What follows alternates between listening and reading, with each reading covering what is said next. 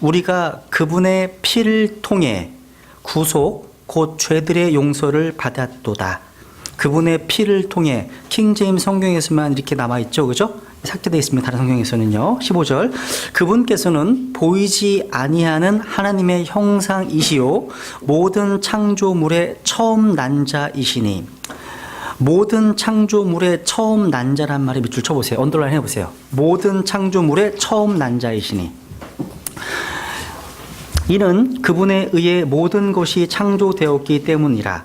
하늘에 있는 것들과 땅에 있는 것들, 보이는 것들과 보이지 아니하는 것들, 곧 왕자들이나 통치들이나 정사들이나 권능들이나 모든 것이 그분에 의해 창조되고 그분을 위하여 창조되었노라. 또 그분께서는 모든 것보다 먼저 계시고 또 모든 것은 그분으로 말미암아 존재하느니라. 아멘. 우리 지난 시간에요.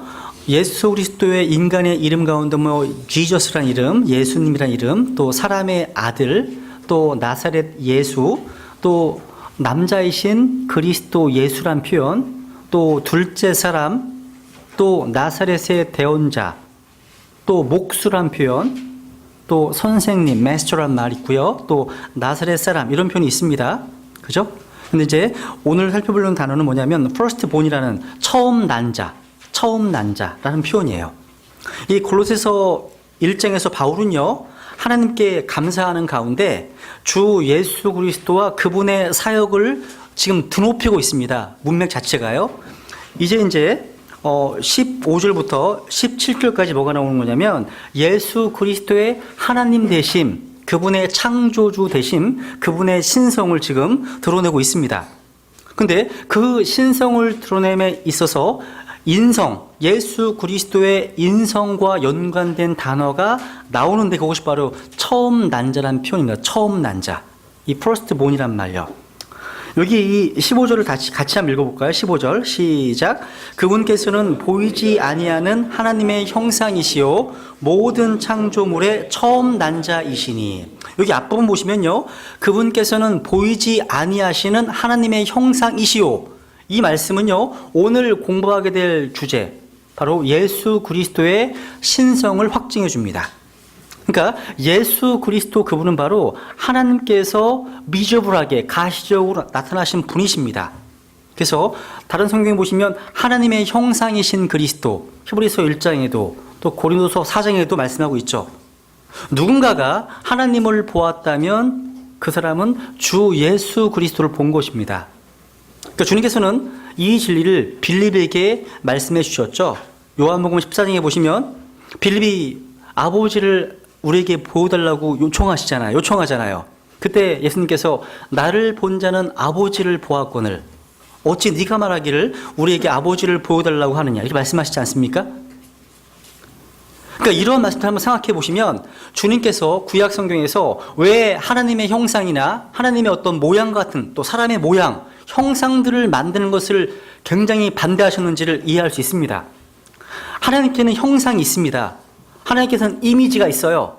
그 형상이 누구시라고요? 그렇죠. 주 예수님이십니다. 그분께서는요, 금발에 흘러내리는 머릿결, 또 푸른 눈을 가진 유럽 사람 같은 모습이 아니셨죠. 그분은 유대인이셨죠. 유대인이셨습니다. 여러분, 우리 인간은요, 창세기 1장에 보시면 우리 인간은 하나님의 형상으로, in the image of God 이렇게 되어 있습니다. 하나님의 형상으로 창조되었다고 말씀하시죠. 근데 예수 그리스도 그분은요, 하나님의 형상 바로 그 자체였습니다. 더욱이 아담이 죄를 지은 후에요, 그 아담의 후손들은 다 하나님의 형상이 아닌 아담의 형상을 따르게 되었다고 창세기 5장에 기록하고 있죠. 성경은 아담의 형상과 하나님의 형상의 차이를 말씀하고 있잖아요. 아담 안에서 모든 사람이 죽는 것 같이 그리스도 안에서 모든 사람이 살게 되리라 말씀하십니다. 근데 아담이 죄를 지었을 때 성경은 아담이 몇 살까지 살았습니까? 339요? 939. 조금만 빼세요. 네, 930세까지 살았죠.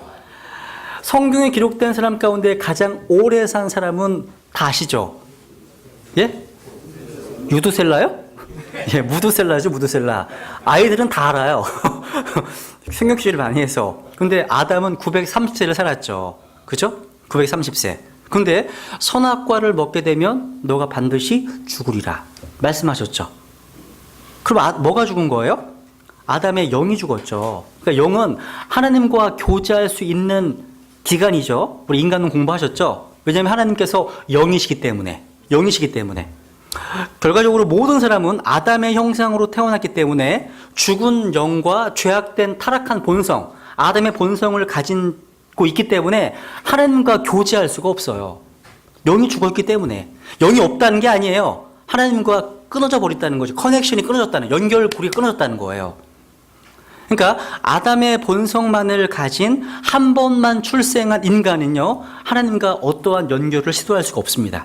그래서 이 타락한 형상을 회복하고 영원한 생명을 얻기 위해서는 뭐가 필요한 거예요? 중생, 거듭남, 새로운 출생이 필요한 거라는 거죠. 여기 다시 보시면 그분께서는 보이지 아니하시는 하나님의 형상, 보이지 아니하는 하나님. 하나님은 인간의 눈으로 볼 수가 없는 분이십니다. 그래서 아무 사람도 보지 못하고 볼 수 없는 분이시죠. 근데 성경에서 인간들이 하나님을 보았다고 말하면 그들이 본 것은 하나님의 모습이죠. appearance, 모습이지 그분의 본질은 아닙니다.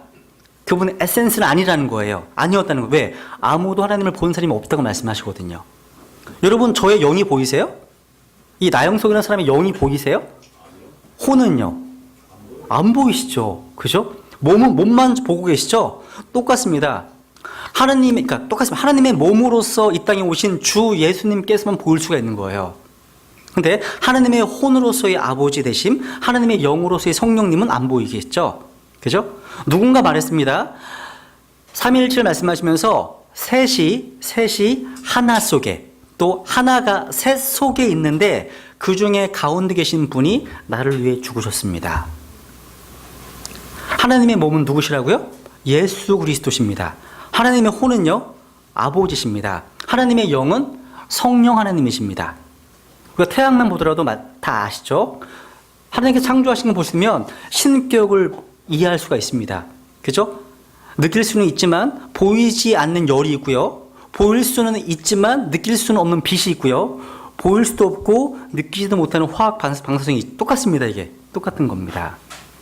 여기 지금 다시 15절 보시면 그분께서는 보이지 아니하는 하나님의 형상이시요 모든 창조물의 처음 난 자. 이걸 제가 왜 강조하냐면 이 구절을요, 오리겐이나 또 어거스틴, 아리우스 이런 사람들이 너무 좋아하는 구절이에요. 이 말씀을요.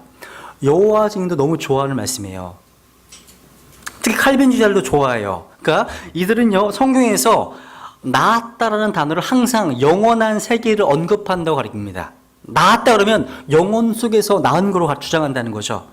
그런데 여러분, 하나님의 형상은요, 예수 그리스도께서 2000년 전에 이 땅에 태어나기 전까지는 이 땅에 나타나지 않았습니다. 여기 15절에서 형상, 처음 나신 분이 나오기 때문에요, 이제 누구의 어떤 영혼 상태 논의할 필요가 없어요. 필요 없습니다. 14절에 보시면 우리가 그분의 피를 통해서 구속사역, 그러니까 인간으로서의 예수님의 지상 사역을 다루고 있죠.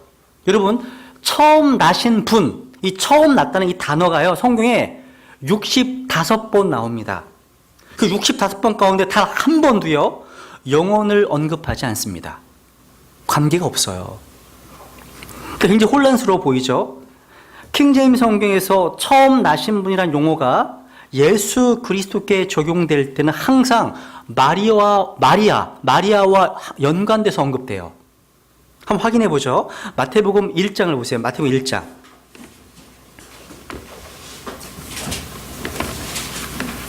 이 단어는 중요합니다. 예수 그리스도의 인성과 연관돼서 중요한 단어예요. 마태복음 1장 25절.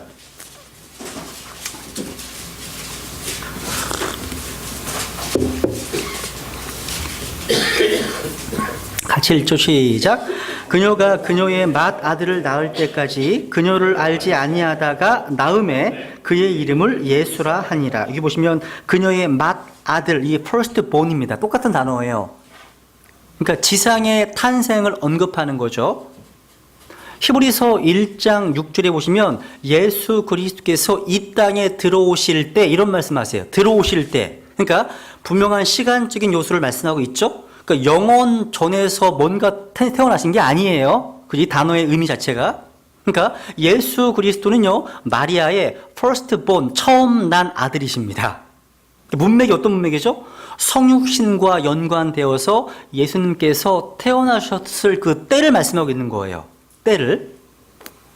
비록 하나님의 아들들이 또 있죠. 천사들도 하나님의 아들들이라고 표현되어 있죠.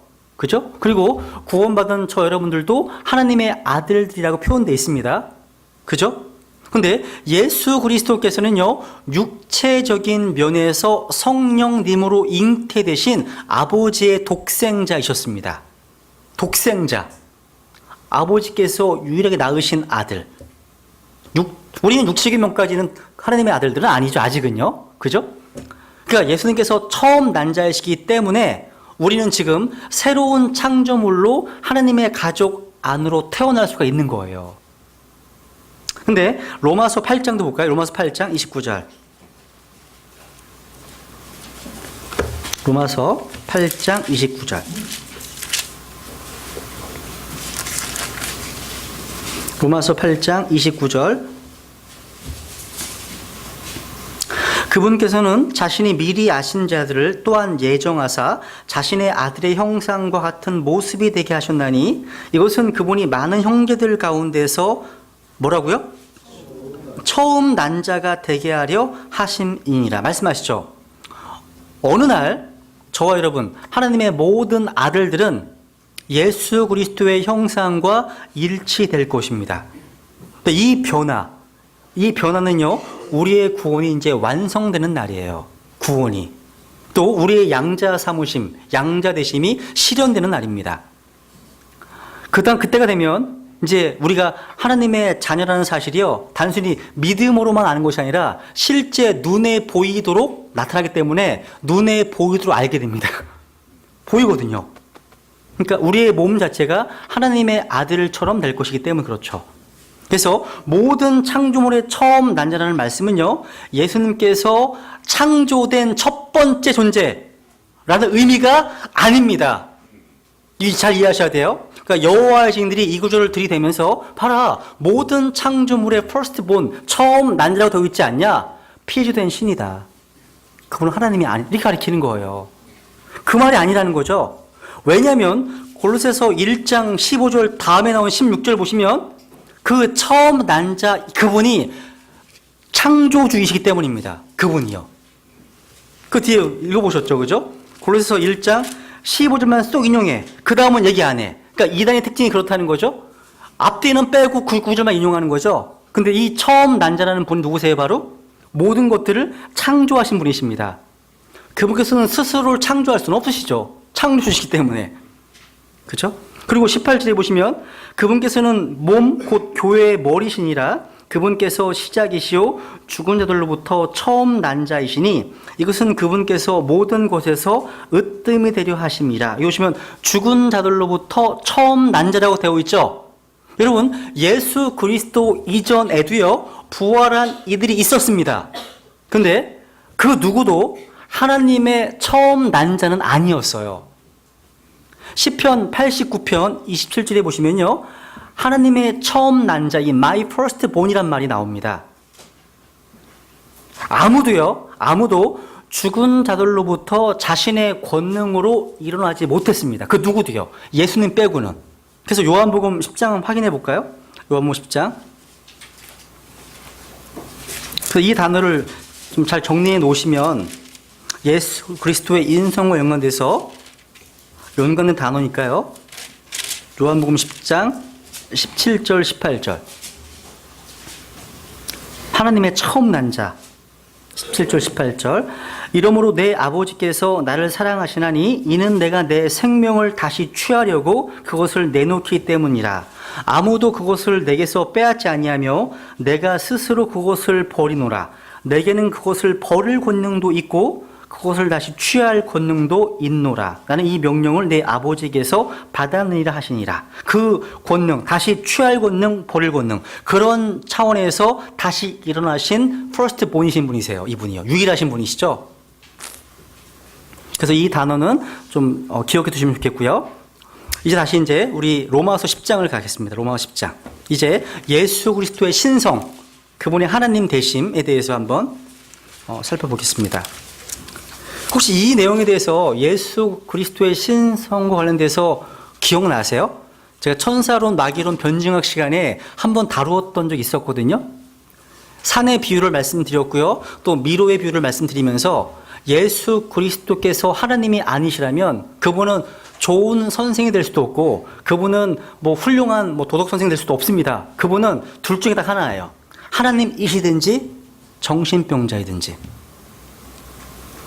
그분은 스스로 자신이 하나님이라고 굉장히 많이 반복해서 말씀하셨거든요. 근데 예수 그리스도의 신성은 거부하면서 그분의 어떤 도덕적인 면을 부각시키는 사람도 있습니다. 그분은 훌륭하신 분이야. 이런 차원으로 받아들일 수 없다는 거예요. 그러니까 그게 아니면 진짜 미친 사람인 거죠. 그죠? 그래서 우리 인간은 양자택일을 해야 돼요. 그러니까 이 주에 대해서 변증학적인 관점에서 살펴봤던 시간이 있었으니까 필요하시면 그 부분을 다시 한번 살펴보시면 좋겠고요. 지금은 이제 그러니까 교리적으로 성경에서 말씀하시는 그리스도의 신성에 대한 그걸 정리해 보려고 합니다. 이 그리스도의 신성은요, 성경을 믿지 않는 사람들로부터 공격을 받고 있는 가장 근본적인 교리예요. 이 신성. 여러분, 예수 그리스도를 믿는다는 것은요, 우리가 구원받기 위해서 반드시 필요한 필수 조건이죠. 그죠? 그렇다면 구원을 받으려면 어떠한 예수를 믿으셔야 될까요? 예수 그리스도를 단순한 좋은 사람으로 써가 아니라 주님으로 고백해야 됩니다. 한번 로마서 10장 다시 보세요. 로마서 10장 9절 10절.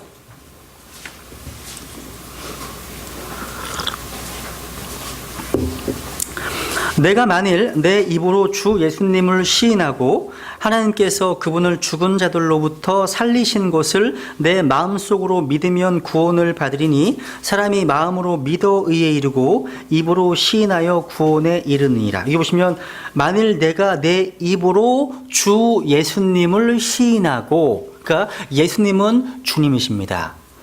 He is God. 그분은 하나님이십니다.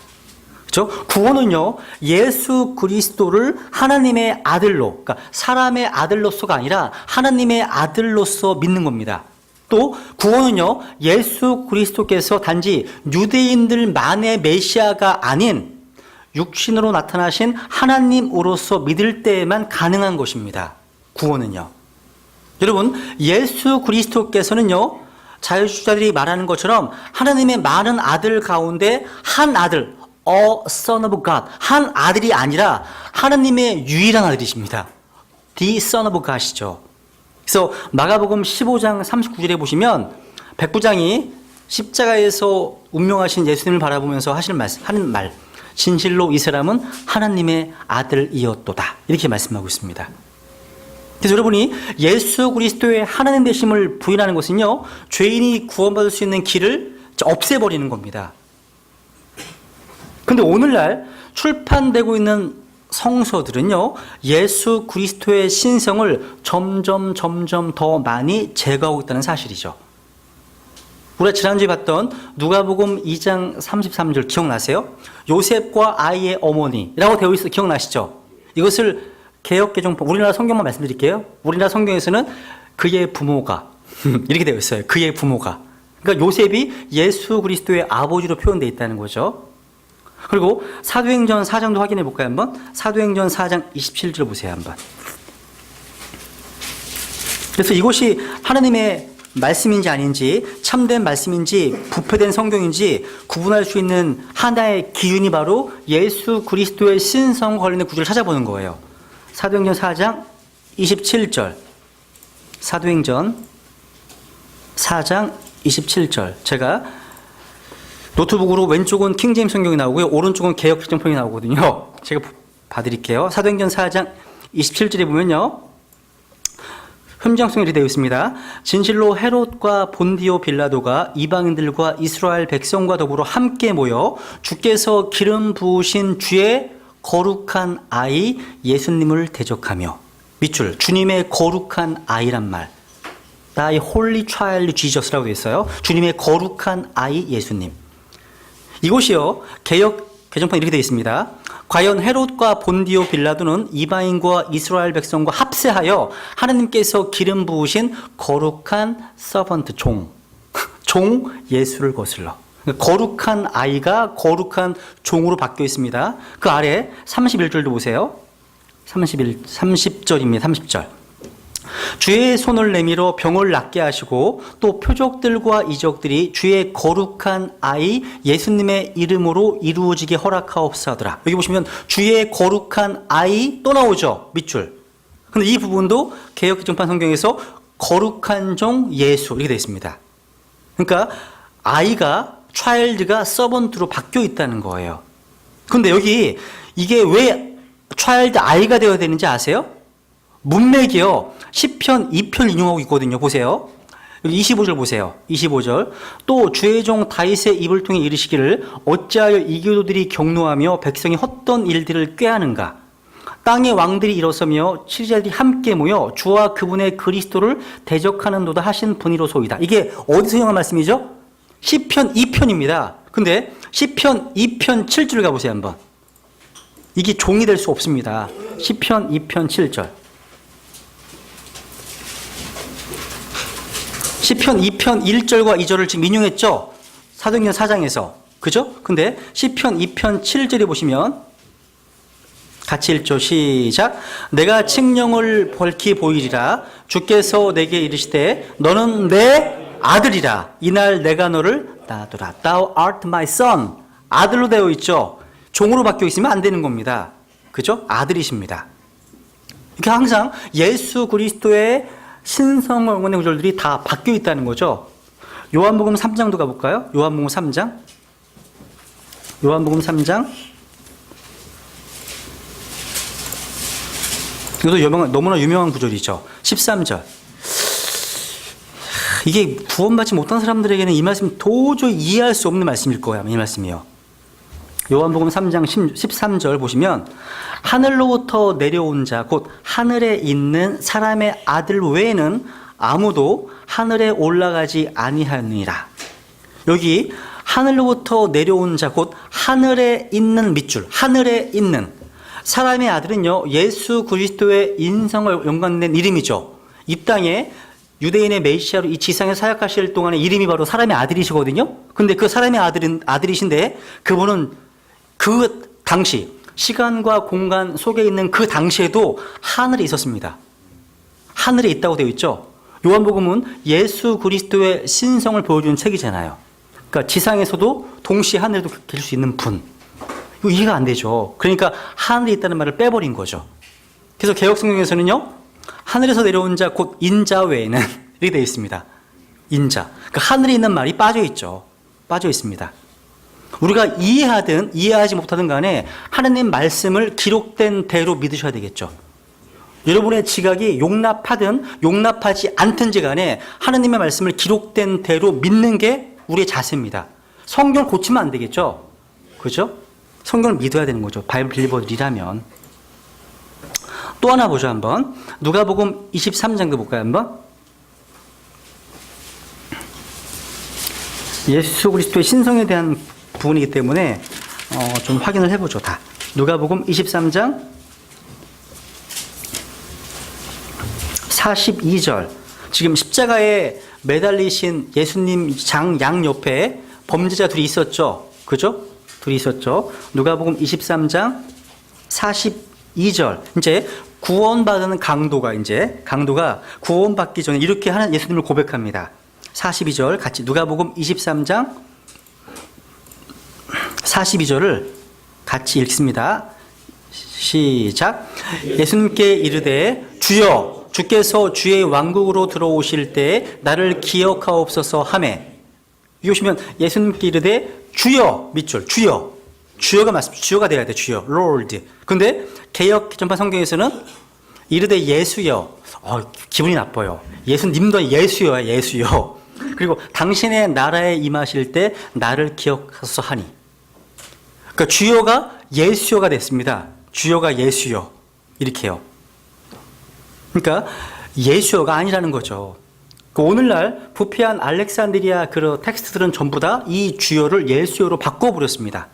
여러분 2, 3세기에요. 도테티즘과 비슷한 이단이 있었습니다. 이름이 모니키아니즘이라는 이단이에요. 말도 어려워. 모니키아니즘. 이들은 뭐라고 하냐면 성령님께서 예수님에게 임했을 때 그분이 그리스도가 되셨고 하나님께서 십자가에서 그분을 버리셨을 때 그리스도가 떠나셨다고 가르칩니다. 이게 도테티즘과 비슷한 거예요. 근데 킹 제임스 성경은요. 한 남자로서 죄에 대한 하나님의 진노를 받고 계시는 동안에도 그분께서는 하나님의 아들이시라고 말씀하십니다. 그 동안에도요. 여러분 죽어가는 강도는요. 믿음을 통해서 은혜로 받는 구원의 모형입니다. 이 강도는 십자가상에 있었죠. 이 강도는요. 구원 얻기 위해서 할 수 있는 것이 아무것도 없어요. 만약 이 강도가 이슬람교 교도였다면 지옥에 안 갈 수가 없습니다. 기회가 없어 더 이상. 왜? 이슬람교도는 선한 행위가 악한 행위보다 더 많아가잖아요. 불교도라면 자기가 지옥 가는 건데 업보지 업보 이랬을 겁니다. 근데 예수님을 만나서 다행이죠. 거기 예수님께서 다행인 거 아니겠습니까? 예수님께서는 이 강도의 요청에 응답하시면서 이렇게 말씀하신 거죠. 그죠? 오늘날 많은 교회에서 얘기하는 것처럼 회개하고 믿고 침례받으라고 이렇게 말씀하지 않으셨습니다. 아니면 성령 안에서 다른 방언을 말하고 다른 언어를 말하고 성령 안에서 죽임을 당하라고 이렇게 말씀하지도 않으셨습니다. 또 십자가 근처에 마리아도 있었습니다. 이 마리아를 통해서 나에게 나오라고 카톨릭처럼 말하지 않으셨습니다. 않으셨어요. 이 강도는요. 믿음으로 예수 그리스도를 주님으로 믿고 나아갔기 때문에 네가 오늘 나와 함께 낙원에 있으리라. 이런 약속을 받으신 거예요. 우리가 이런 복음의 진리를 알고 있다는 게 얼마나 놀라운 건지 몰라요. 그죠? 또 요한복음 9장도 보세요. 이게 비슷한 말씀인데 요한복음 9장도 보세요. 한번. 태어나면서부터 눈먼 소경 아시죠? 이 소경이 요한복음 9장 35절 예수님과 만납니다. 만나서 이렇게 말씀하십니다. 요한복음 9장 35절.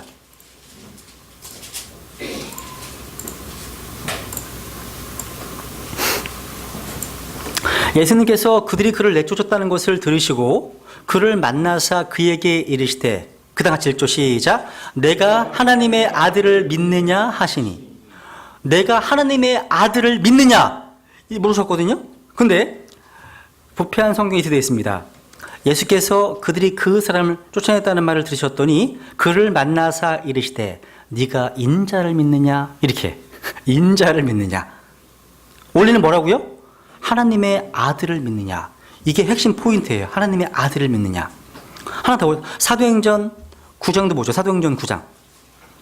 사도행전 9장. 사도행전 8장 37절 말씀은 전체가 삭제되어 있죠. 나는 예수 그리스도가 하나님의 아들이심을 믿나이다 고백했던 이디오페 내시 고백했던 이거는 아예 성경에 삭제됐습니다. 구절 자체가 통째로요. 근데 사도행전 9장도 비슷한 말씀이 있어요. 9장 6절 보세요. 사도행전 9장 6절. 지금 사도 바울의 회심의 사건입니다. 여기 보면 예수님을 만나죠. 그때 예수님 하신 말씀이에요. 9장 6절. 그가 떨며 놀라 이르되 주여 내가 무엇을 하기 원하시나이까 하매 주께서 그에게 이르시되 일어나 도시로 들어가라. 그러면 내가 반드시 해야 할 일을 듣게 되리라 하시니라. 여기 5절에 보시면요. 지금 하늘에서 한 음성이 들렸죠. 사울아 사울아 네가 어찌 나를 핍박하느냐. 5절에 보시면 주여 누구시냐이까. 주께서 이르시되 나는 내가 핍박하는 예수라 말씀하시죠. 6절에 근데 6절에 그가 떨며 놀라 이르되 주여 내가 무엇을 하기 원하시나이까 하매 주께서 그에게 이르시되까지 밑줄 치세요. 사도행전 9장 6절 지금 나 읽어드린 말씀이 삭제되어 있다는 뜻이에요. 그러니까 그가 떨며 놀라 이르되 주여 내가 무엇을 하기 원하시나이까 하매 주께서 그에게 이르시되까지가 없어요. 개역성경에. 이렇게 되어 있습니다. 개역성경에 6절에 보면 너는 일어나 시내로 들어가라. 네가 행할 것을 내게 이를 자가 있느니라 하시니 거의 반 이상을 잘라먹었어요. 이것은 바로 예수님께서 주님이심을, 예수 그리스도의 주님 되심을 지금 다 빼버린 거예요. 빼버린 거예요. 이런 것이 한두 구절이 아니에요. 한두 구절이 아닙니다. 그러니까 이 예수 그리스도의 신성에 대한 교리는요, 너무나 중요하기 때문에 소홀히 다룰 수 있는 주제가 아닙니다. 여러분, 제가 이전에 언급했던 것처럼요, 예수 그리스도와 기독교와의 관계는요, 다른 종교와 종교의 창설자들과 가지는 관계가 달라요. 다릅니다. 부처, 공자, 모하메드, 이런 줄 섬기는 종교들이 가장 중요한 것은요, 그들의 가르침이에요. 그 사람들이 아니야. 그 사람들은 다 죽었거든요. 가르침이 중요한 거예요, 가르침이. 반면에 기독교의 경배 대상이 되시는 예수 그리스도께서 가장 중요한 것은 바로 예수 그리스도의 인격입니다. 인격. 주 예수 그리스도께서 육체로 나타나신 하나님이라는 사실은요, 인류 역사에서 그분을 아주 독특한 분으로 만드는 겁니다.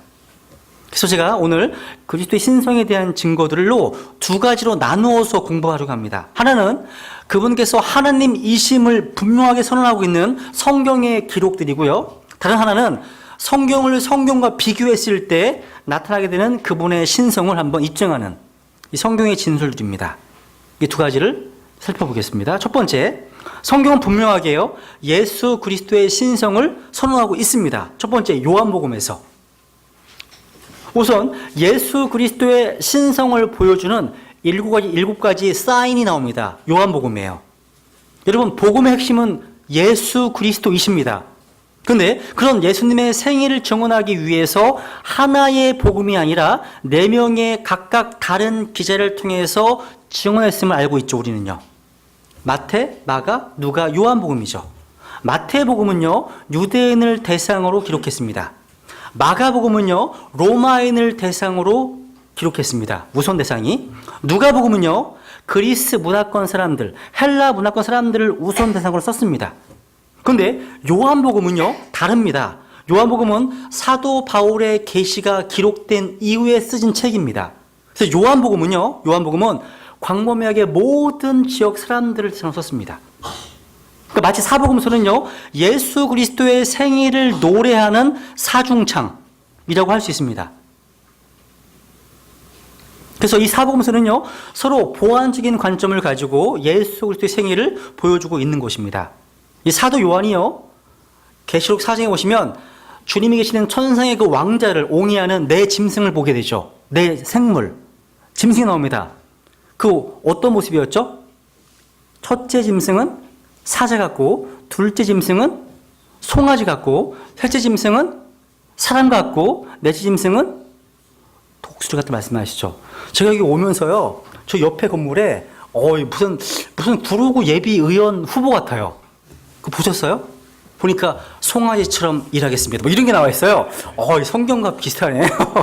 송아지처럼 일하고 맞습니다. 마태복음의 어떤 별명은요, 사자복음이에요.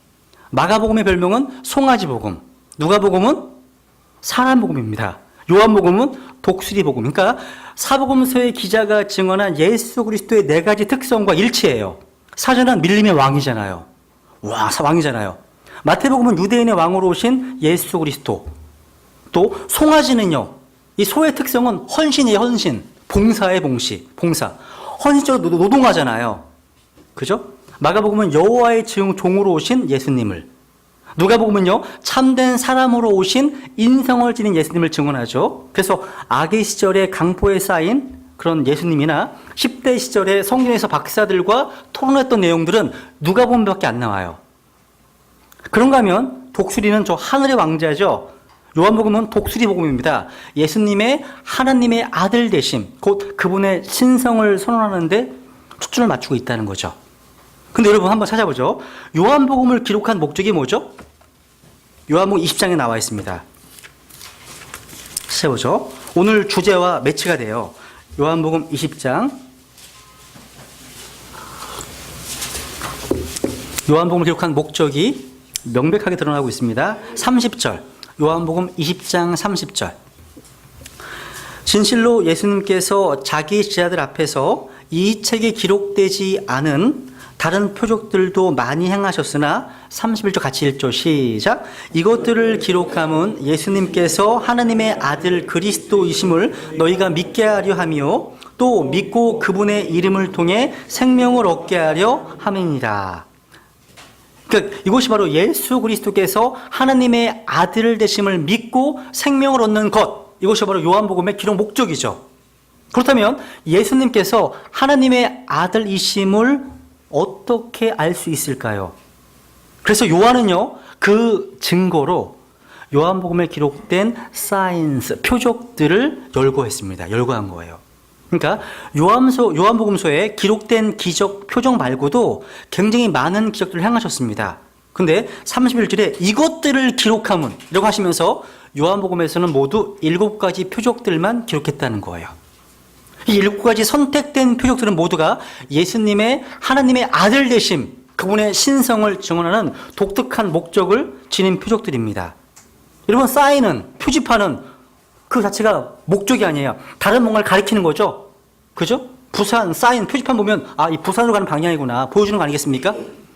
마찬가지로 요한복음의 7가지 표적이라고 하는 가리키는 것은요, 예수 그리스도의 하나님의 아들 되심, 신성의 증거라는 거예요. 거기서 한번 적어 놓으세요. 첫 번째 기적이 바로 뭐죠? 요한복음 2장에 나와 있는 가나의 혼인잔치의 기적입니다. 이 기적은요, 잘 아시는 것처럼 물을 포도즙으로 변화시킨 사건이죠. 바로 한마디로 말해서 질적인 변화를 나타내는 기적입니다. 질적인 변화. 그러니까 예수님만이 우리 인생에 이러한 질적인 변화를 가져다 주신다고 하는 사인입니다. 우리가 예수 그리스도를 믿는 순간 일어난 최대의 변화를 바울은 이렇게 증언했죠. 고린도후서 5장 17절에 보시면 그런즉 누구든지 그리스도 안에 있으면 그는 새로운 창조물이라. 옛 것들은 지나갔으니 보라 모든 것이 새롭게 되었도다 말씀하시죠. 그러니까 예수 그리스도를 개인의 구주로 만나는 그 순간 바로 우리에게 일어날 질적 새로움의 변화의 증언이라는 거죠. 그래서 이 가나의 혼인잔치 사건 이후 사도 요한은 이렇게 기록하죠.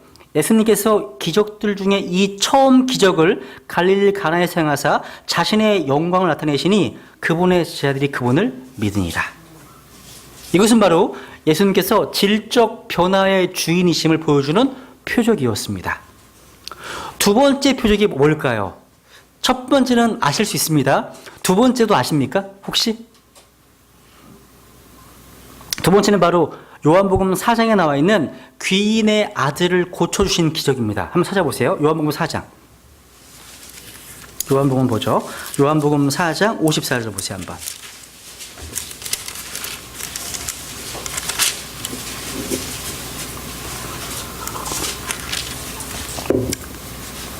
(4장 54절) 보면 이것은 또한 예수님께서 유대에서 떠나 갈릴리로 들어오신 뒤에 행하신 몇 번째 기적?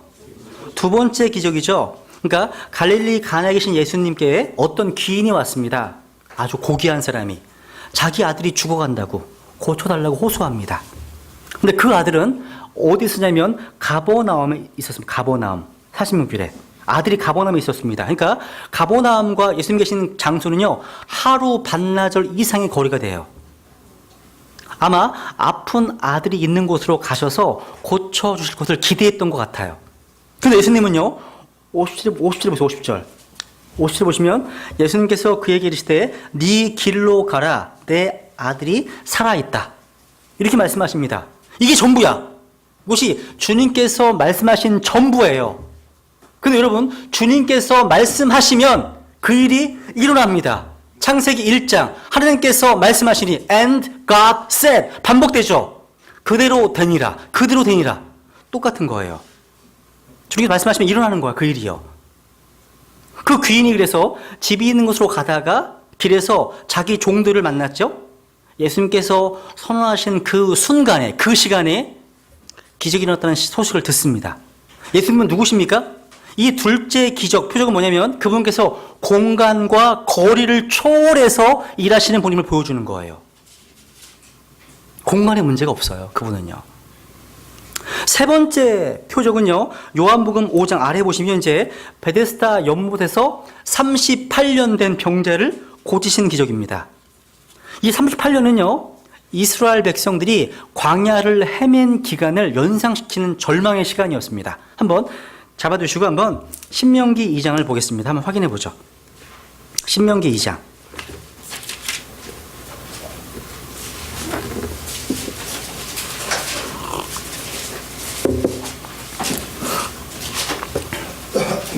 신명기 2장 14절. 신명기 2장 14절. 요한복음은 잡아두시고요. 14절. 우리가 가데스 바네아에서 떠나 세렛 시내를 건널 때까지의 기간이 몇 년? 38년이었느니라. 밑줄. 38년. 그러니까 지금 요한복음 5장과 예표론적으로 연관되어 있는 거예요. 사실은 어떻게 보면요. 근데 6절에 보면요. 요한복음 5장 6절에 보세요. 보면 예수님께서 그가 누운 것을 보실 때 그가 이제 그런 상태로 오랫동안 있은 줄 아시고 그에게 이르시되 내가 온전하게 되고자 하느냐 이렇게 물으셨습니다. 그러고 나서 8절에 보시면 8절에서 예수님께서 일어나 내 자리를 들고 걸어가라. 명하시자 그 사람은 치유를 얻었습니다. 그러니까 시간이 문제가 아니었다는 거죠. 그러니까 시간을 초월해서 일하시는 예수 그리스도의 신성을 보여주는 사인이었다는 겁니다. 여러분, 우리의 문제가 얼마나 오래되었든지 간에 그 앞에 나오는 사람들에게는 그분은 진실로 해답이십니다. 해답이십니다. 구원이십니다. 그걸 보여주는 사인의 기적입니다. 이 사건은요. 그 다음 나온 표적은 뭐냐면 요한복음 6장을 가시면 5,000명을 먹이시는 기적이었죠. 그죠? 5,000명.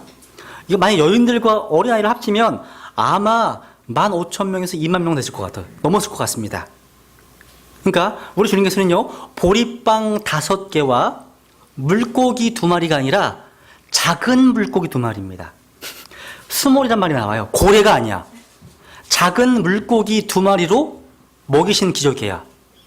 이런 어마어마한 인원들을요. 그러니까 예수님에게는요, 여기는 얼마나 많은 양이 있는가와 같은 필요의 문제가 아닙니다. 그러니까 우리가 직면한 문제가 얼마나 많고 크냐도 그분에게는 문제가 아닙니다. 문제는요, 뭐냐면 그분에게 문제를 가지고 나와서 그분께 아뢰고 그분을 진짜 신뢰하는지의 여부입니다. 이게 진짜 문제예요. 문제의 양이 아니라 문제의 해답이신 분을 알고 있느냐 하는 것이 포커스입니다.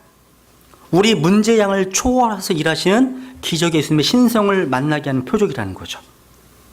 그 다음에 요한복음 6장 15절부터 보시면 이제 16절부터 보시면 바람과 파도를 잠잠하게 하십니다. 제자들이 갈릴리 바다에서 배를 타고 건너가서 타고 건너가다가 바람과 파도를 만났죠. 지금 사투를 거듭하고 있습니다. 지금 절망에 빠진 그 순간에 예수님이 물 위를 걸어오십니다. 이야, 너무 멋있지 않으세요? 막 상상만 해도 너무 멋있는 것 같아. 물 위를 막 걸어오세요. 이야, 어떻게 그럴 수 있냐고 믿지 못한 사람이 있는데, 도마뱀도 걸어다니는데, 물 위를 막 걸어다니는데, 창조주께서 못 걸으시겠습니까? 그죠? 그죠? 나타나셔서 그분을 배에 모셔드리고 나니까 어떻게 됩니까? 이제 바람과 파도가 멎습니다. 그 배가 목적지까지 안착하죠. 제자들은 그날이요, 예수님께서 바람과 파도를 다스리시는 이 자연의 주인이심을 알게 되었다는 거죠. 그러니까 자연 환경을 초월해서 일하시는 예수님의 신성의 표적이었다는 거죠. 그분이 바로 바람과 파도를 만드신 분임을 알게 된 제자들은요, 그분 앞에 엎드려서 하나님께만 드리는 경배를 드리면서 당신은 하나님의 아들이십니다 라고 고백했습니다. 진실로 주는 하나님의 아들이로소이다 고백합니다. 이날 그들은 예수님을 바로 하나님으로 만난 것이라는 거죠. 그리고 요한복음 9장에 보시면요, 태어날 때부터 눈먼 사람을 고치신 기적이 나오죠. 요한복음 9장에 보면, 그죠? 요한복음 9장 1절. 예수님께서 지나가실 때 태어날 때부터 눈먼 사람을 보셨습니다. 그러니까 이 사건은요, 태어나면서부터 앞을 볼 수 없는 사람을 둘러싼 제자들의 질문으로 시작되었죠. 2절에 보시면요. 당시 사람들 갖고 있었던 보편적인 편견을 드러내는 질문이 나옵니다. 그분의 제자들이 그분께 여쭈어 이르되 선생님이여 누가 죄를 지었기에 그가 눈먼 자로 태어났나이까? 이 사람이니까 그의 부모니까? 어느 쪽이든 운명론적 인가론에 근거한 곳입니다. 근데 예수님 대답은 전혀 달랐죠. 3절에 보시면 예수님께서 대답하시되 이 사람이나 그의 부모나 죄를 짓지 아니하였으며 다만 이것은 그에게서 하나님의 일들을 나타내고자 함이니라. 그리고 그의 눈에 진흙을 바르시고 침 뱉어서 실로암 못에 가서 눈을 뜨게 하셨습니다. 그래서 어떤 성경 교사는요, 진흙을 바르게 하신 것은 인간을 본래 흙에서 빚으신 그가 바로 창조주이심을 보여주는 사건이라고 증언합니다. 그분은 하나님이십니다. 그리고 이제 마지막이죠. 죽은 나사로를 살리신 기적이 나오죠. 그죠? 요한복음 11장에 나옵니다. 11장. 이 죽음은 인간 누구에게나 삶의 마지막 여정에서 피할 수 없는 절망이죠. 그죠? 예수님이 이 땅에 계셨을 때 자기가 사랑하는 제자였던 나사로가 병을 얻어 죽게 되었죠. 11장 3절에 보세요. 11장 3절. 그러므로 그의 누이들이 그분께 사람을 보내어 이르되 주여 보소서 주께서 사랑하시는 자가 병들었나이다 하매. 제가 병원 신방 가서 기도할 때 항상 이 말씀 인용하거든요. 주께서 사랑하시는 자가 병들었나이다. 주께서 사랑하시는 사람들이 항상 잘 되는 게 아니에요. 병들 수 있고 죽을 수 있습니다. 또 예수님께서 안 가시더라고요. 죽을 때까지 기다리십니다. 그러니까 극단적인 상황으로 몰고 가시기도 하신다는 거죠. 왜? 하나님 영광을 드러내시기 위해서. 뭔가 계획이 있다는 걸 알 수 있어요. 여기서요. 만약 죽음이 우리 인생의 마지막 사건이라면 복음은 없습니다. 근데 예수님께서 나사로의 무덤 앞에서 복음을 선포하시죠. 25절 보세요. 유명한 말씀. 요한복음 11장 25절. 예수님께서 그녀에게 이르시되 나는 부활이요 생명이니 나를 믿는 자는 죽어도 살겠고 누구든지 살아서 나를 믿는 자는 결코 죽지 아니하리라. 이것을 내가 믿느냐 하시니. 와. 그래서 이제 지금 나사로 무덤 속에 들어가서 죽은 지 나흘 된 나사로에서 명하십니다. 나사로야 나오너라 이렇게 해요. 만약에 나사로라는 말을 안 했으면 무덤에 있는 모든 시체가 다 나올 거예요. 나사로가 한정해 주셨기 때문에 나사로가 나온 거예요. 이분 하나님이시기 때문에 말씀 한마디로 나사로를 깜빡해서 저처럼 까먹었어. 그러면 다 나오는 거야. 무덤에 있는 사람들이 다. 그분 하나님이시잖아요. 이 사건은 바로 예수 그리스도께서 인류 역사의 마지막에 부활의 사건을 증언하신 것입니다. 그러니까 바로 예수님께서 죽은 자들의 부활의 주님이심을 보여주시는 사인, 표적이라는 거죠. 그러니까 요한복음에서 이 예수님께서 하나님의 아들이심을 보여주는 표적은요, 그가 질적 변화의 주인이시고 공간을 초월하시고 시간을 초월하시고 양을 초월하시고 어떤 상황도 초월하시고 죽음을 이기시고 죽음에서 부활로 바꾸시는 분이십니다. 이게 바로 요한복음에 나와 있는 예수 그리스도의 신성을 위한 7가지 사인입니다. 근데 우리는 이 표적 이외에요. 요한복음에서 예수 그리스도의 신성을 건 많은 말씀들을 발견하게 됩니다. 확인만 하고 넘어가겠습니다. 요한복음 1장 보세요. 이제 요한복음 1장 1절.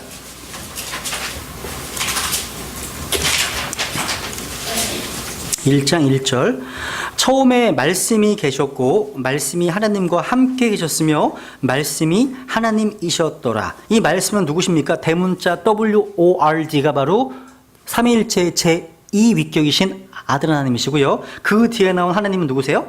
아버지 하나님이신 거죠. 말씀이 하나님과 함께 계셨으며 말씀이 하나님이셨더라. 삼위일체를 말씀하고 있죠. 바로 그분께서 처음에 하나님과 함께 계셨고 모든 것이 그분에 의해 만들어졌으니 만들어진 것 중에 그분 없이 만들어진 것은 하나도 없었더라. 창세기 1장 1절에서 하늘과 땅을 창조하신 그 하나님은 바로 예수 그리스도이십니다. 그죠? 요한복음 보니까 나오죠. 그러니까 이런 내용들을 보면요, 이 말씀에는 강력한 힘이 있기 때문에 여호와의 증인들 같은 이단들은요, 예수님을 하나의 신으로, Jesus, a God, 그냥 하나의 신으로 만들기 위해서 성경을 다시 쓴 거야. 다시 써버릴 수밖에 없었어요. 이게 신세교본이라고 하는 성경이죠. 이게 웨스코트 홀트에서 나온 성경 텍스트예요. 근데 여호와의 증인들이 로마 가톨릭을 무척 싫어하거든요. 근데 웨스코트 홀트가 그거 출신이잖아요. 그걸 알면 황당한 거 이게요. 자기의 성경 출처가 웨스코트 홀트 나왔다는 것. 웨스코트 홀트는 로마 카톨릭 천주교 사회에서 나왔잖아요. 이걸 아는 사람은 거의 없는 것 같아요.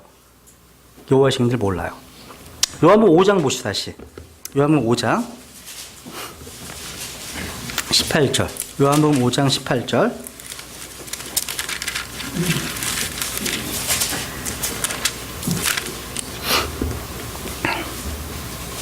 (17절부터) 제가 읽어보겠습니다.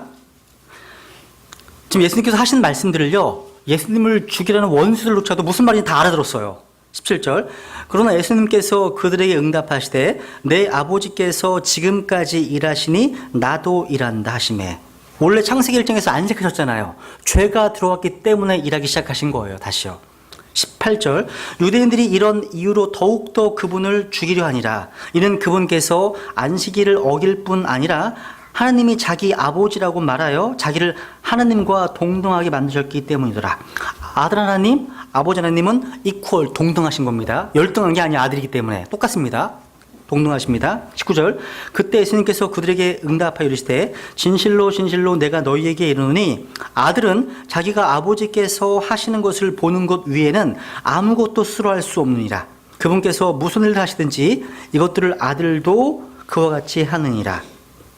아버지께서 아들을 사랑하사 자기가 하는 모든 것을 그에게 보이시고 또 이것들보다 더 큰 일들을 그에게 보이사 너희를 놀라게 하시니 아버지께서 죽은 자들을 일으키사 그들을 살리시는 것 같이 아들도 자기가 원하는 자들을 살리느니라. 아버지께서 아무도 심판하지 아니하시고 오히려 모든 심판을 아들에게 맡기셨으니 이것은 모든 사람이 아버지를 공경하는 것 같이 아들을 공경하게 하려 하심이라. 아들을 공경하지 아니하는 자는 그를 보내신 아버지를 공경하지 아니함이니라. 그러니까 아들을 공경하지 않는 여호와의 증인들은요, 아버지도 공경하지 않는 겁니다. 그죠? 그건 동감하시죠?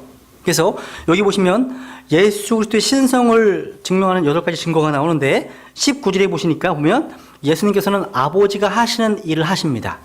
아버지가 하시는 일이면 무엇이든지 그분께서 하십니다.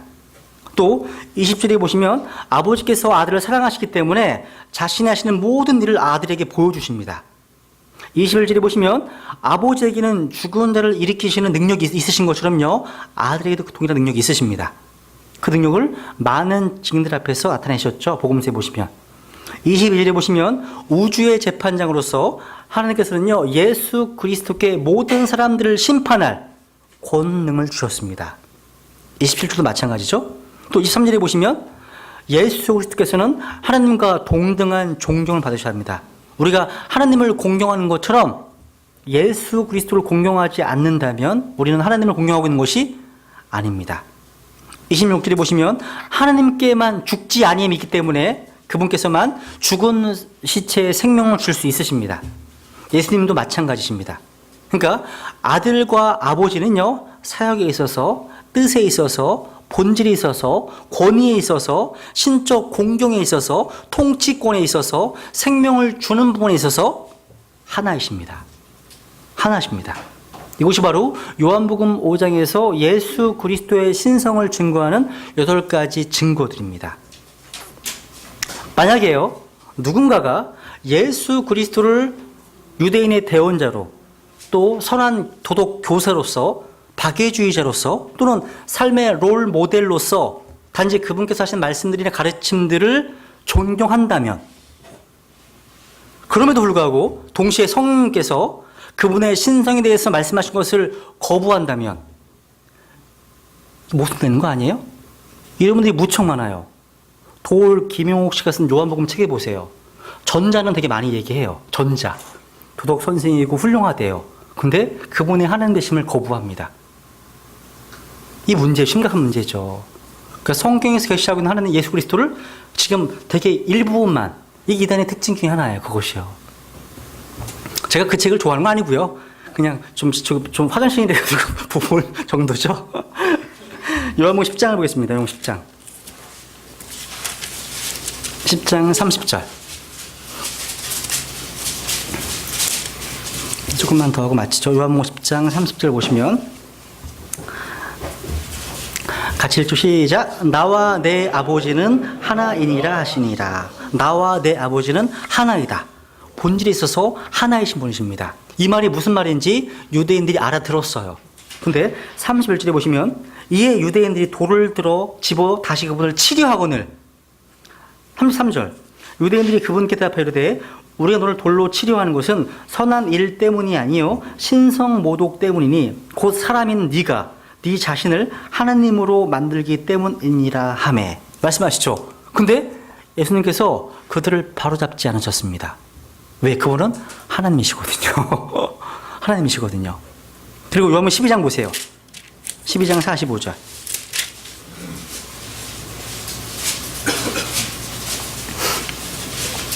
12장 44절.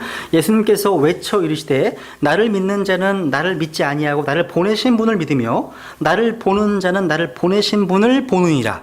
그러니까 예수 그리스도께서는 바로 하나님께서 가시적으로 나타나신 분이십니다. 가시적으로 나타나신 분이시라는 거죠. 또 14장 9절 보세요. 14장 9절.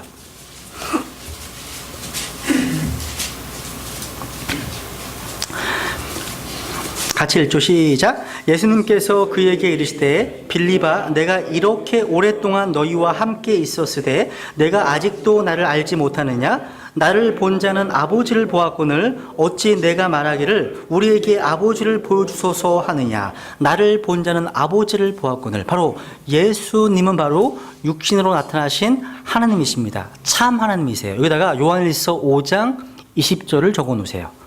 요한일서 5장 20절. 그분은 영존하시는 아버지로 불린다고 성경은 말씀하고 있죠. 아버지는 아니지만 영존하시는 아버지로 불려진다고 성경은 예언해 놓고 있습니다. 이사야서 9장 6절에서. 바로 그 이유를 이 말씀 설명해 주고 있는 거예요. 한 구절 더 보죠. 요한복음 20장. 요한복음에서 하나 더 보면 요한복음 20장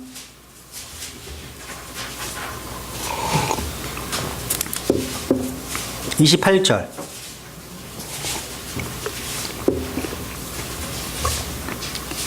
부활하신 예수 그리스도를 보게 되죠. 도마가 그분 앞에 이렇게 고백합니다. 도마가 그분께 응답하여 이르되, 그 다음 같이 시작. 나의 주시며 나의 하나님이시니이다 하매. 나의 주시며 나의 하나님이시니이다. 주님께서는 이 도마의 신앙 고백을 꾸짖지 않으셨죠. 바로 나의 주님이시며 하나님이시기 때문에. 또 사도행전에 보시면, 사도행전은요 16장 확인해 보죠. 사도행전 16장 31절. 이제 성경만 확인하시면 돼요. 사도행전 16장.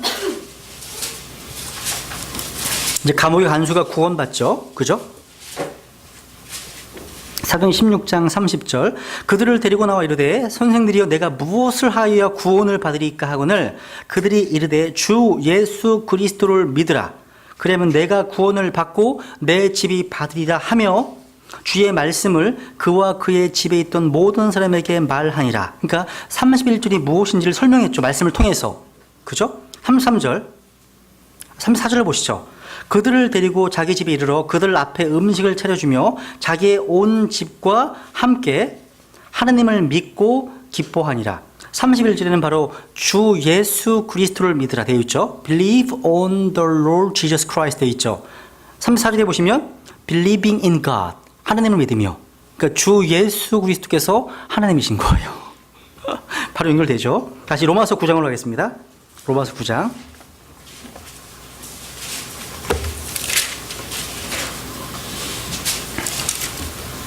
자, 이 구절은 예수님의 신성 관련돼서요 가장 위대한 구절 중에 하나입니다. 로마서 9장 5절. 로마서 9장 5절. 같이 읽죠. 시작. 조상들도 그들의 것이요 육체에 관한 한 그리스도께서도 그들에게서 나셨으니 그분은 모든 것 위에 계시며 영원토록 찬송받으실 하나님이시니라. 아멘. 그죠? 바로 예수 그리스도께서는 바로 영원토록 찬송받으실 누구시라고요? 하나님이십니다. 야, 아주 위대한 구절이죠? 이런 뭘 기대하셔야 돼요? 이 구절이 새로운 성경에서 변개되었겠구나 생각하셔야 돼요. 특히 신성에 대한 구절들은 다 그렇게 비교해 보셔야 되는 거예요. 근데 여러분, 개역 개정판 성경에서 이 부분을 변개시키지 않았어요. 이 부분은. 그러니까 섞여 있어. 그러니까 개역 개정판 성경은요, 어떤 부분은 변개시키고 어떤 부분들은 변개시키지 않았어요. 이게 더 위험한 건지 위험한 거예요. 색깔이 애매모호하거든. 까멜레온인 거예요. 그러니까 종교 통합에 어울리는 성경인 거죠. 다 만족시키기 위해서 그럴 수 있는 거죠. 그죠? 그런데 영어로 나온 성경에 보시면요, 그러니까 킹제임 성경에서는 그리스도께서는 모든 것 위에 계신다고 되어 있죠. 두 가지 표현. 그분께서는 모든 것 위에 계십니다. 빌립보서 2장에서 말씀하시잖아요. 또 하나는 그분께서는 영원토록 찬송받으실 하나님이십니다. 근데 새로운 성경들은요, 구도점을 바꿔버렸어요. 그래서 예수 그리스도 신성을 거부했어요. 여기 보시면 그분은 모든 것 위에 계시며 되어 있죠. Who is over all 되어 있죠. 그죠? 그러고 나서 이게 원래 컴마로 되어 있잖아요. 근데 여기다가 마침표를 찍었어 해. 모든 것 위에 계십니다. 그래서 어떻게 하냐면 그 다음에 Let God be blessed forever. 그러니까 하나님께서 영원토록 찬송 받을지어다 이렇게 되어 있어요. 그러니까 분리해 놓은 거야. 그러니까 예수 그리스도께서 모든 것 위에 계시면서 영원히 찬송받으신 하나님이시다. 이걸 연결시키지 않고 분리해서요, 구분해 놨다는 거죠. 그러니까 예수 그리스도께서 하나님이라는 사실을 파괴시켰다는 거죠. 신세격본도 마찬가지예요. 여호와증들도 마찬가지로 이렇게 해놨다는 거죠. 그러니까 예수님께서는 모든 것 위에 계시긴 계시지만 그분은 하나님보다는 열등한 존재야. 이렇게. 열등한 신, 폐지된 신일 뿐이라는 거죠. 그러니까 이들은요, 예수님께서 하나님만 아니라면, 하나님이 아니기만 한다면 모든 것들을 다 받아들일 태세예요. 다 황당한 거죠. 그리고 디모데전서 3장 16절은 지난주에 찾아봤으니까 넘어갈게요. 디도서로 갈게요. 디도서 1장. 디도서 1장.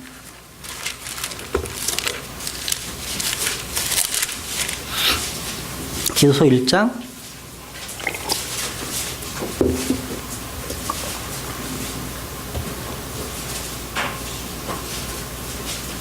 3절, 디도서 1장 3절, 3절 비교해 보시면 금방 나와요. 자신의 말씀은 하나님 곧 우리의 구원자, 밑줄. 하나님 곧 우리의 구원자의 명령에 따라 내게 맡겨진 복음 선포를 통하여 정하신 때에 드러내셨느니라. 4절, 공통된 믿음을 따라 나의 아들이 된 디도에게 편지하노니 하나님 아버지와 주 예수 그리스도 곧 우리의 구원자, 밑줄, 주 예수 그리스도 곧 우리의 구원자로부터 은혜와 긍휼과 평강이 있기를 원하노라. 하나님 곧 우리의 구원자가 있고요. 또 주 예수 그리스도 곧 우리의 구원자. 병렬되어 있죠. 그러면 바로 주 예수 그리스도는 바로 하나님이십니다. 그건 하나님이신 거예요. 똑같습니다. Declares God이냐, Declares the Lord Jesus Christ. 같은 거예요. 그 다음 뒤는 갔으니까. 디도서 2장도 보세요. 디도서 2장 10절.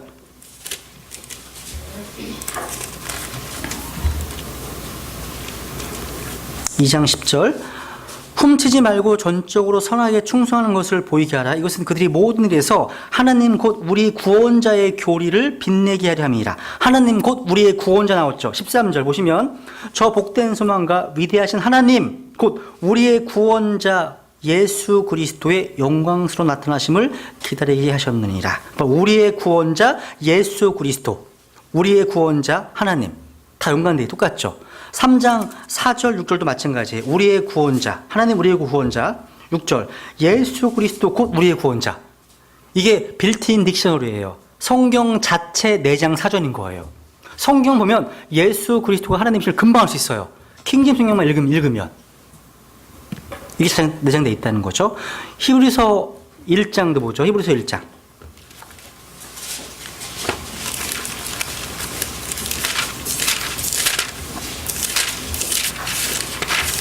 히브리서 1장 8절은 지난번에 한번 언급해 드렸었죠. 아들을 부르실 때 아버지께서 오 하나님이 불렀다는 구역 기억나시죠? 아들에게 이르시길 오 하나님이요. 아들도 하나님이시라는 거죠. 그죠? 3장 1절. 그러므로 거룩한 형제들 곧 하늘의 부르심에 참여한 자들아 우리 신앙 고백의 사도시며 대제사장이신 그리스도 예수님을 깊이 생각하라. 그분께서는 모세가 하나님의 온 집에서 신실했던 것 같이 자기를 세우신 분에게 신실하셨느니라. 3절 해보세요. 집을 지은 자가 그 집보다 더 많은 존귀를 받음으로 이 사람이 모세보다 더 많은 영광을 받기에 합당한 자로 인정받았느니라. 바로 집을 지은 자가 누구예요? 바로 그리스도시죠. 그죠? 4절 집마다 지은 사람이 있으되 모든 것을 지으신 분은 하나님이시니라. 바로 그리스도는 바로 하나님이신 거예요. 요한일서 5장 이건 한번 읽고 넘어가죠. 요한일서 5장 20절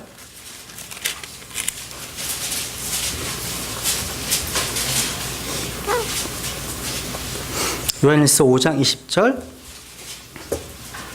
같이 읽죠. 시작. 또 하나님의 아들이 오셔서 우리에게 깨달음을 주사 우리가 진실하신 분을 알게 하셨음을 우리가 알며 또 우리가 진실하신 분 곧 그분의 아들 예수 그리스도 안에 있음을 아노니 이분은 참 하나님이시요 영원한 생명이시니라. 밑줄. 이분은 바로 예수 그리스도 이분은 참 하나님이시요 영원한 생명이시니라. 참 하나님이시며 영원한 생명이신 분입니다. 그 디스입니다. 디스. 그러면 이제 그리스도의 신성을 나타내는 내포하는 성경 구절을 한번 또 이제 찾아보죠. 그러니까 예수 그리스도께서는요 하나님께만 해당하는 속성들을 가지고 계십니다. 우리가 신론에서 공부하셨죠. 하나님의 속성들을 공부하셨죠. 근데 하나님의 본질에 속한 속성들은 신성에 있어서 독특한 것입니다. 근데 여러분 예수 그리스도께서는 전지하십니까? 전지하시죠. 전지하십니다. 여기서 전지하시면 하나님만의 속성이죠. 전지하시면요. 근데 요한복음 16장 30절에 보시면 이제야 주께서 모든 것을 아시고 이렇게 말씀해요. 모든 것을 아시는 분. 요한복음 2장을 확인해 보죠. 요한복음 2장 보세요. 이제 예수 그리스도께서는요 사람 안에 무엇이 있는지 다 아셨습니다. 자, 우리 주님께서는 우리 안에 무엇은 다 아신다는 거죠. 요한복음 2장 24절 25절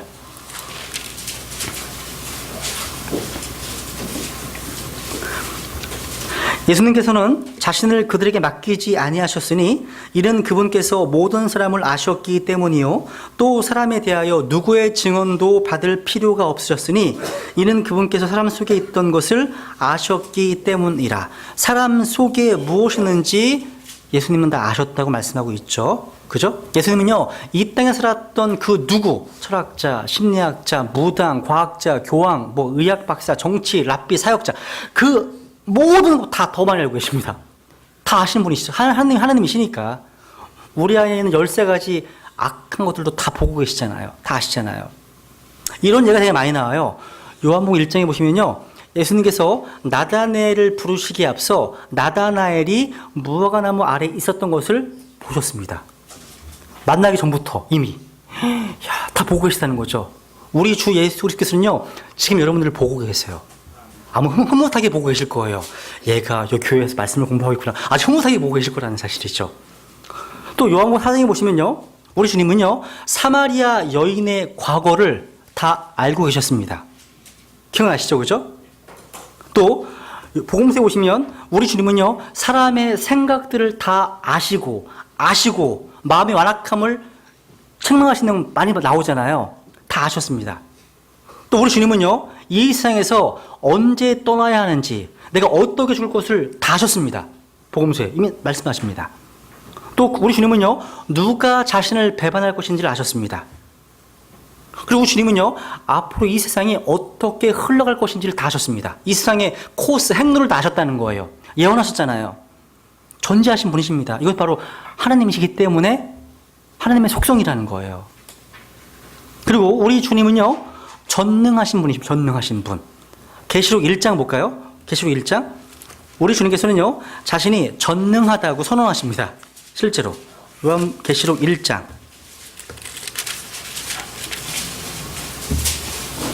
8절.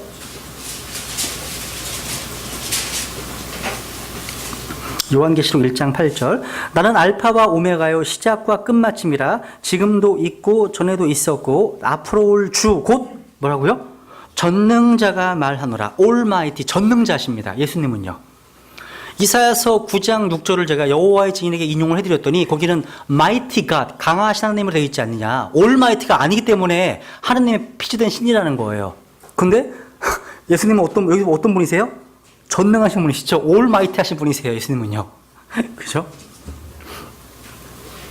그리고 요한복음 5장에 보시면 그분께서는 바로 하나님의 일들 행하실 권능이 있으십니다. 그리고 히브리서 1장 확인해 볼게요. 히브리서 1장 3절.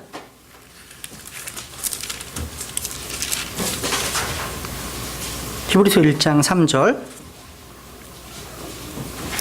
하나님의 영광의 광채시요 그분 자체의 정확한 형상이시며 자신의 권능의 말씀으로 모든 것을 떠받치신 이 아들께서는 친히 우리의 죄들을 정결하게 하신 뒤에 높은 곳에 계신 존엄하신 분의 오른편에 앉으셨느니라. 보시면 이 아들은 바로 자신의 권능의 말씀으로 모든 것을 지금 떠받치고 계십니다.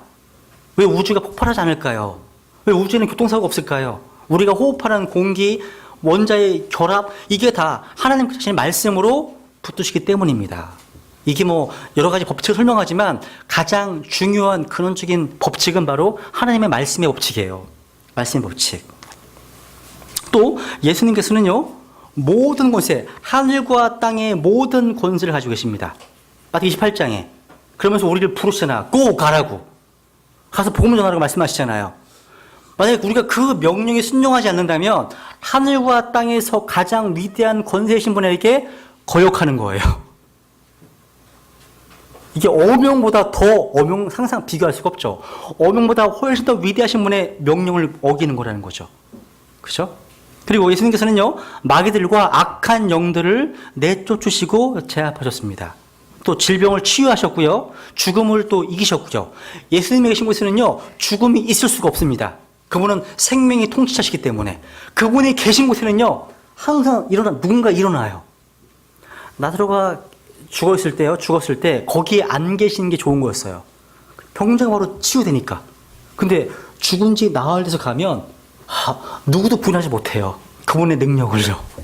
그죠? 하나님을 드러내신 거예요. 또 자연 만물도 다 예수님께 다 복종했죠. 모든 원수들도 다 물을 포도주로 바꾸셨잖아요. 그죠? 이런 모든 것들을 성경에서는 바로 그리스도의 신성의 증거로 제시하고 있다는 거죠. 하나만 더 하고 마치겠습니다. 이제 무소부재하심이에요. 신론 공부할 때 무소부재하심이 뭐예요? 편재하심. 그분이 안 계신 곳은 없는 거죠. 다 계신 거예요. 그분은 여러분 등, 뒤, 앞뒤, 머리 위 다 계십니다. 동시에 미국에도 계세요. 그게 무소부재하시거든요. 여러분, 예수 그리스도께서는요, 자신이 한 번에 여러 장소에 존재할 수 있다고 말씀하십니다. 어떠한 천사나 인간이라도요, 한 번에 동시에 여러 장소에 있을 수 없습니다. 여러분, 요한복음 3장을 찾아봤죠? 그리스도께서는 지상의 몸의 형태로 계시는 그 동안에 하늘에도 계셨습니다. 그분은요. 그죠? 그리고 지금 예수 그리스도 어디 계시죠? 지금? 셋째 하늘에 아버지의 왕자 우편에 앉아 계시죠? 동시에 여기에도 계십니다. 두세 사람이 내 이름을 모인 그 한가운데 한가운데 나도 같이 있다. 또 세상 끝날까지 내가 너희와 항상 함께 하겠다 말씀하셨거든요. 동시에 계시면 동시에. 그리고 그분의 편지하시면 어떠하시냐면 에베소 1장에 보시면요, 그리스도께서는요 만물을 충만케 하시는 분이세요. 온 우주를 채우시는 분이신 거예요. 그분은요. 그분이 안 계신 곳이 없는 거죠. 이게 예수 그리스도의 편지하심, 하나님이시기 때문에 가능한 거예요. 그거는 바로 하나님이신 거죠. 하나님. 영원하심부터는요, 제가 다음 주에 하겠습니다. 영원하심, 불분하심, 그리고 이제 도덕적인 속성들을 공부하고 또 진행해 나가죠. 네, 오늘 여기까지 하겠습니다. 네.